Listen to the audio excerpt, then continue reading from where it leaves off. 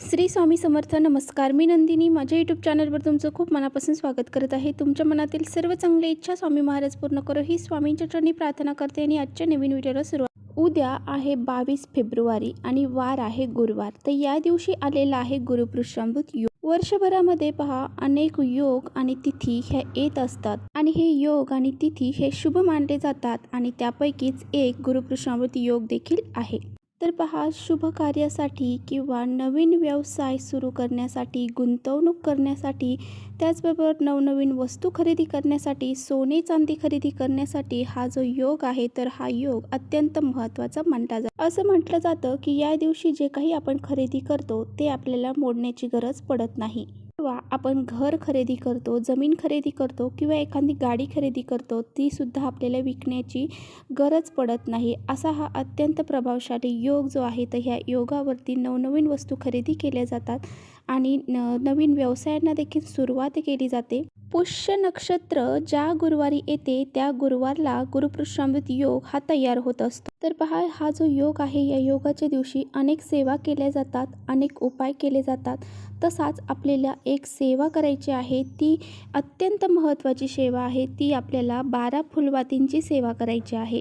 म्हणजे ही 24 दिवसांची सेवा आहे. आपल्याला 12 फुलवाती ह्या कशा पद्धतीने आपल्याला लावायच्या आहेत, त्याचबरोबर त्या फुलवाती कोणत्या टायमाला लावायच्या आहेत, त्या फुलवाती लावत असताना कोणती सेवा करायची आहे, कोणते मंत्र म्हणायचे आहेत, याबद्दल सर्व माहिती आजच्या व्हिडिओमध्ये आपण जाणून घेणार आहोत. त्यामुळे व्हिडिओ कुठे स्किप न करता शेवटपर्यंत नक्की बघा, जेणेकरून तुमच्यापर्यंत योग्य ती माहिती पोहोचेल. आणि आपल्या चॅनलवर जर तुम्ही नवीन असाल तर चॅनलला लगेच सबस्क्राईब करा आणि असेच माहितीपूर्ण व्हिडिओ पाहण्यासाठी बेल आयकॉनलाही प्रेस करा. म्हणजे मी जेव्हा नवीन व्हिडिओ अपलोड करेन त्याचं नोटिफिकेशन सर्वात अगोदर तुम्हाला मिळेल आणि तुम्ही एकही व्हिडिओ मिस करणार नाही. तर पहा, हा जो उपाय आहे तर तो सर्वजण करू शकतात. महिला करू शकतात, पुरुष करू शकतात.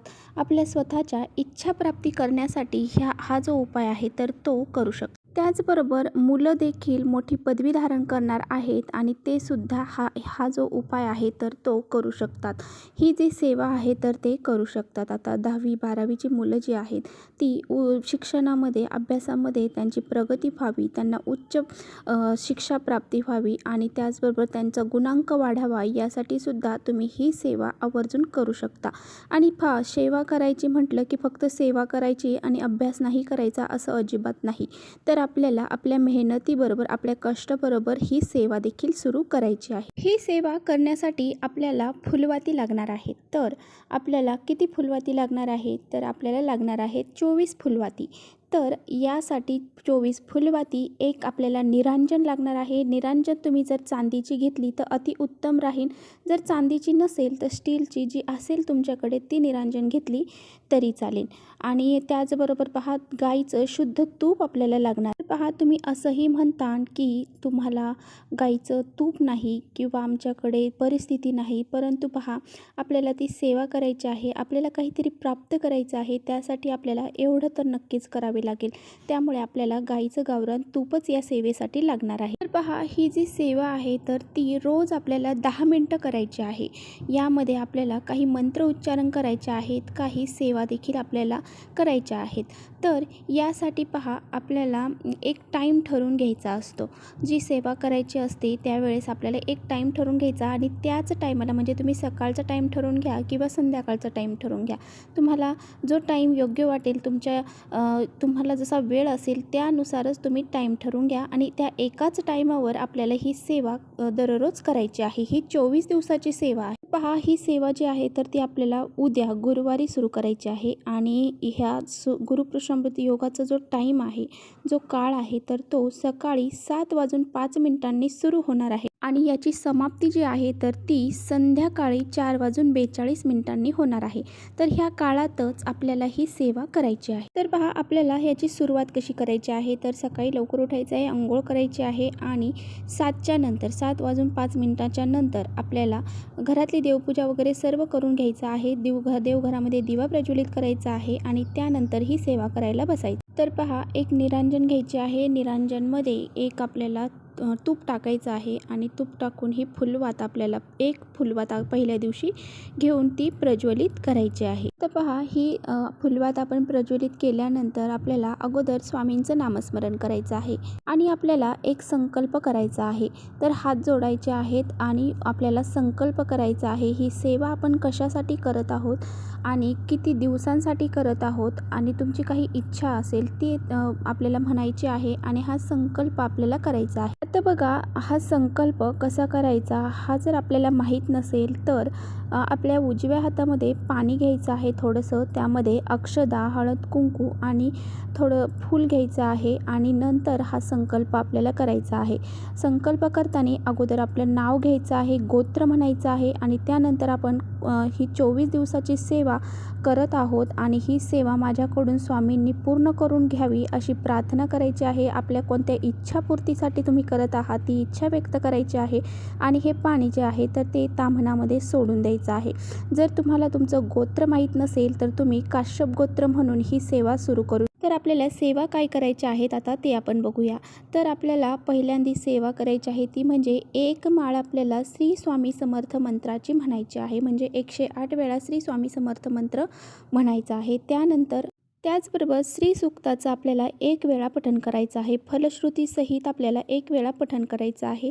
त्यानंतर 16 वेळा विष्णू गायत्री मंत्र म्हणायचा आहे. 16 वेळा लक्ष्मी गायत्री मंत्र म्हणायचा आहे. त्याचबरोबर व्यंकटेश स्तोत्राचं पठण आपल्याला 1 वेळा करायचं आहे. त्याचबरोबर 16 वेळा आपल्याला नवार्णव मंत्र म्हणायचा आहे आणि 16 वेळा कुबेर मंत्र देखील आपल्याला म्हणायचा आहे. तर अशा प्रकारे आपल्याला ह्या सेवा त्या फुलवातींवरती करायच्या आहेत. तर ह्या ज्या सेवा आहेत जर तुमच्याकडे ह्यापैकी कोणतीही पुस्तक नसेल किंवा मग तुमच्याकडे श्री स्वामी समर्थ सेवा आणि मंत्र हे पुस्तक जर असेल नित्यसेवेचं त्यामध्ये तुम्हाला हे सर्व माहिती मिळून जाईल. 36 नंबर पान नंबरवर तुम्हाला सर्व मंत्र मिळून जातील आणि जे काही व्यंकटेश स्तोत्र वगैरे आहे तर ते त्याच पानाच्या पाठीमागे म्हणजे ह्या पुस्तकाच्या पाठीमागे दिलेलं आहे तिथे तुम्हाला मिळून जाईल आणि अशा प्रकारे ह्या सेवा आपल्याला त्या फुलवातीवर करायचा आहे. पहिल्या दिवशी आपल्याला एक फुलवात लावायची आहे. त्यानंतर दुसऱ्या दिवशी आपल्याला जो टाईम आपण ठरवून घेतलेला आहे त्याच टाईमावरती दुसरी फुलवात देखील म्हणजे 2 फुलवाती एकत्र लावायच्या आहे. आणि ह्या सेवा जर तुमच्याकडे पुस्तक नाही तर तुम्ही गुगलवर सर्च करून सुद्धा ह्या सेवा पठण करू शकता. आणि दुसऱ्या दिवशी 2 फुलवाती प्रज्वलित करायच्या आहेत. सांगितलेल्या ज्या सेवा आहेत त्या आपल्याला करायच्या आहेत.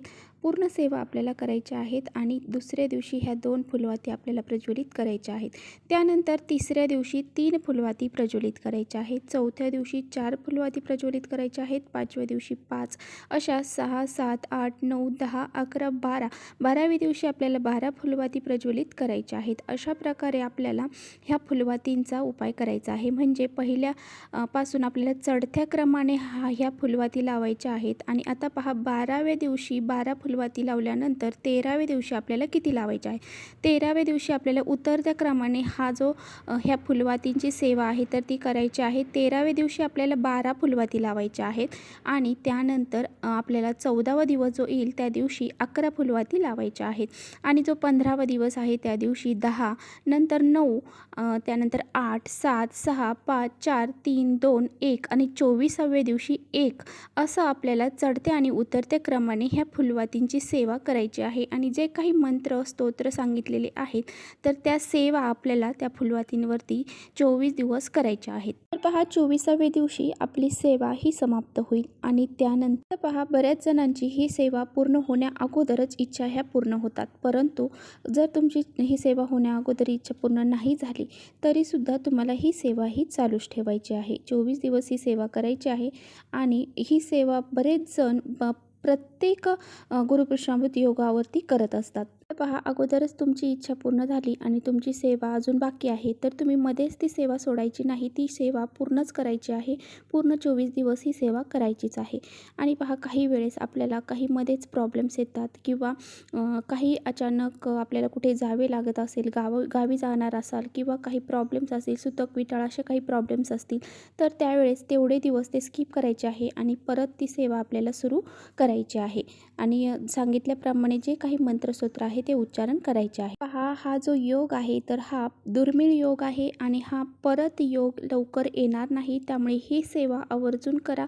आपल्या इच्छा पूर्ती होतील आणि त्याचबरोबर काही दारिद्र्य असेल, अडचणी असतील त्यासुद्धा तुमच्या दूर होऊन जातील.